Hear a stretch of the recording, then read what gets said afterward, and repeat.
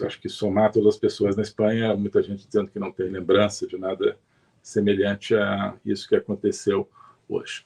Bom, então vamos falar da situação. Por que está acontecendo esse conjunto de protestos, todo mundo com a bandeira da Espanha, né? Aqui não é verde e amarelo, aqui é vermelho e amarelo, mas lembra muito realmente o clima no Brasil, em certos momentos aí recentes. Bom, o governo da Espanha atual é do Partido Socialista, comandado pelo Pedro Sánchez, já está há alguns anos no poder, e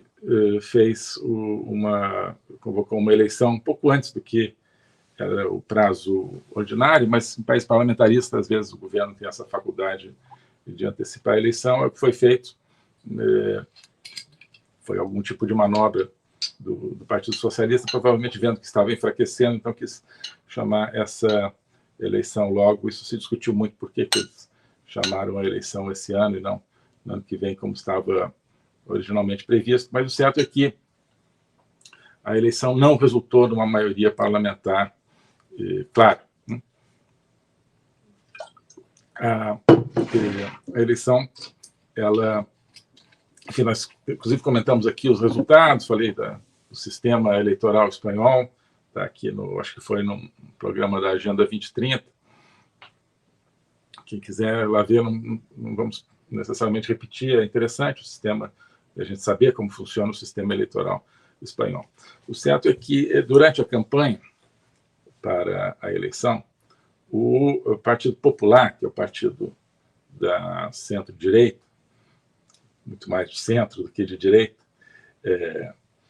aquele centro que é aquela direita que não combate a esquerda, que está de acordo com todas as perdas de soberania, de identidade, mas que, enfim, mantém aí também por uma tradição seu espaço na política. O Partido Popular, que já governou a Espanha algumas vezes, fez uma campanha onde o principal alvo deles era não a esquerda, mas a direita conservadora. A direita conservadora representada pelo Partido Vox, que aí sim é o partido da soberania, da identidade nacional, da identidade profunda da Espanha, também da liberdade econômica, o partido do combate ao crime, do combate ao terrorismo, né, anti-bolivariano. Né? Esse partido foi combatido pela direita tradicional durante a campanha. A ideia da direita tradicional, né, era puxar os votos da direita permitida, da direita conservadora, e com isso fazer uma maioria absoluta. Isso não aconteceu, não conseguiram, né? Os dois acabaram perdendo, enfim, não perderam, ganharam. Enfim, o Vox perdeu algumas cadeiras, o PP ganhou algumas, mas não o suficiente, né? Não o suficiente para formar uma maioria. Foi um grande erro de estratégia do Partido Popular, esse chamei a direita permitida aqui da Espanha. O Partido Socialista também não obteve maioria absoluta, nem em coalizão com os partidos mais à esquerda, com a extrema esquerda, e com alguns partidos regionais que sempre apoiam a esquerda, aqui normalmente, não conseguiu tampouco. Mas, e com isso, Pedro Sánchez, do Partido Socialista, continua provisoriamente como primeiro-ministro. Mas, fazendo as contas, viram que, com a adesão da extrema-esquerda, de vários partidos regionais, e do Partido Separatista da Catalunha, que é o Junts, né, isso permitiria uma maioria e a formação de um governo que seria a continuação dos socialistas no governo. Então, se debateu muito se eles fariam isso, se não fariam, acabaram costurando um acordo, sim, com o Partido Separatista Catalão. O que foi esse acordo? O líder do Junts, Partido Separatista Catalão, ele está fora da Espanha, ele tem um mandato de prisão contra ele na Espanha, porque em 2017, quando ele era presidente do governo regional da Catalunha, ele declarou a independência da Catalunha, né? E junto ali com a maioria ali da Assembleia Regional, e isso é contra a Constituição. A Constituição prevê a unidade indissolúvel da Espanha, com as suas 17 entidades administrativas, que são as comunidades autônomas, seriam equivalentes a estados no Brasil, são entidades com bastante autonomia já, né? Isso foi então considerado um atentado contra a unidade do país, contra a Constituição. Isso foi aos tribunais e o líder, o Puigdemont, o líder catalão, foi condenado à prisão, fugiu, né, está na Bélgica, e ali ele... Isso. Perfeito. Ali ele continua, até agora, exilado, mas cada vez mais influente aqui na política espanhola. Só uma pausa aqui, porque eu estou vendo aqui o pessoal perguntando: boa noite, às 6 horas, não está ao vivo? Estamos ao vivo, sim. Está tendo algum problema? Pedir para quem, se tiver algum problema aqui de ao vivo ou não ao vivo, me digam aqui nos comentários. Eu estou aqui no celular, a coisa é um pouco mais precária do que no computador. Às vezes a gente não vê todos os comentários, eu não sei se tem outros comentários além desses, né? E aproveitar também para esclarecer, porque aqui está a Raquel perguntando se vai continuar a live para alunos. Não, a live do Código Fonte, que é hoje, né? O programa Código Fonte continua sendo... o arquivo aqui está dizendo que está ok, que bom.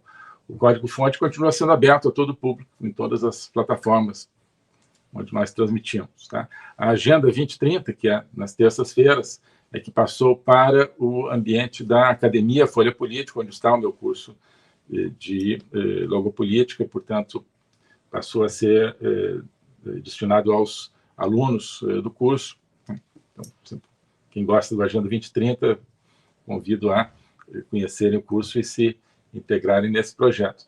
O que nós fizemos, vamos provavelmente fazer isso, é para mostrar e manter aqui a presença junto a vocês que acompanham, que gostam do Agenda 2030 também, e ainda não estão no curso. A gente passou, na última terça-feira, os primeiros 15, 20 minutos ao vivo para todo mundo, depois ficou o restante da live exclusivo para os alunos, basicamente o que a gente vai fazer com a Agenda 2030. Tá? Mas, então, aqui vai continuar no YouTube, tá? Vai continuar no YouTube a live inteira hoje, né? Tá certo? Bom, então, Puigdemont, então, se tornou a chave. Por quê? Porque ele manda o partido dele, ou não, votar junto com os socialistas para formar uma maioria. Então, foram lá bater na porta dele, os socialistas, não é de graça, né? Não é de graça, o que vai custar esse apoio do partido Juntos? Enfim, o partido não foi tirado da legalidade, ele foi tirado da legalidade na Espanha, o líder. Então, o que é o preço? O preço é justamente a anistia ao Puigdemont, esse que cometeu um atentado contra a unidade da Espanha, declarando sem pé nem cabeça a independência da Catalunha, que é um tema delicadíssimo, e né, foi condenado. Mas, então, quer ter a anistia para poder voltar para a Espanha, voltar a comandar seu partido, possivelmente voltar a tentar, inclusive, a declarar uma independência da Catalunha. Outro ponto, esse é o ponto principal, outro ponto é o perdão das dívidas da Catalunha para com o governo central da Espanha, né? Tem gente que diz que o governo catalão, que era comandado pelo Puigdemont, era corrupto, e essas dívidas, no fundo, são uma transferência para o bolso de todos os espanhóis da corrupção praticada pela Catalunha. Pela Catalunha, não, né? Pelo governo da Catalunha. Então, isso também pesa, né? Mas o que pesa, sobretudo, são dois fatores. A conexão... Bom, e aí o que acontece? Partido Socialista aceitou essas condições, depois de muito cerca-lourenço, assim, acabou aceitando. Sempre esteve disposto, acho que, a aceitar. Talvez, não sei se até foi desde a convocação da eleição, talvez já tenham querido fazer alguma brincadeira desse tipo. Mas aceitou, colocaram por escrito, né? Assinaram um acordo, o Partido Socialista e o Juntos, olha, né, vamos então aprovar uma anistia, em troca disso o Juntos dará o apoio, formaremos o governo né, e assim será. E essa semana, agora, provavelmente será processado tudo isso. Então, os movimentos todos começaram na semana passada, a partir, acho que, de segunda-feira, quando foi anunciada a oficialização desse acordo entre Juntos e socialistas. Isso então foi se aprofundando ao longo da semana e entre amanhã e depois provavelmente será apresentado e votado um projeto de lei de anistia ao Puigdemont e a expectativa é que talvez na quinta-feira seja feita a investidura, que é basicamente a votação oficial no Congresso, onde, se tiver maioria, o Partido Socialista com esse apoio, ele então formará o novo governo. Então, dois aspectos principais. Unidade nacional, né, e a questão do Estado de Direito, né, do império da lei. Os dois estão sendo atacados e as pessoas estão indignadas, sobretudo, com isso. Unidade nacional é um tema vital para a Espanha, né, para qualquer país. É um país que construiu a sua unidade a partir de reinos originalmente independentes ao longo dos milênios, na verdade, e se tornou, em algum momento, a maior potência do mundo, ali no século XVI, no século XVII, com base numa crescente unidade desses reinos e na consagração de uma identidade nacional construída tijolo por tijolo, vida por vida, né? Livro por livro, obra por obra, ao longo dos séculos. O globalismo existe, é uma coisa concreta. Ele é composto pelo Great Reset, do Fórum Econômico Mundial, pelo projeto hegemônico da China, pelo programa de manipulação e conquista da América do Sul pelo Foro de São Paulo e outros elementos. E esses elementos, eles atuam uns em benefício dos outros, sempre, principalmente, através do controle da linguagem, porque o controle da linguagem é o controle do nosso pensamento. Então nós estamos tendo o nosso pensamento reprogramado, e essa reprogramação vai contra a nossa liberdade, vai contra a essência do ser humano. Isso é o globalismo. Com base nesse estudo, nessa experiência, é que eu criei o curso de Logopolítica.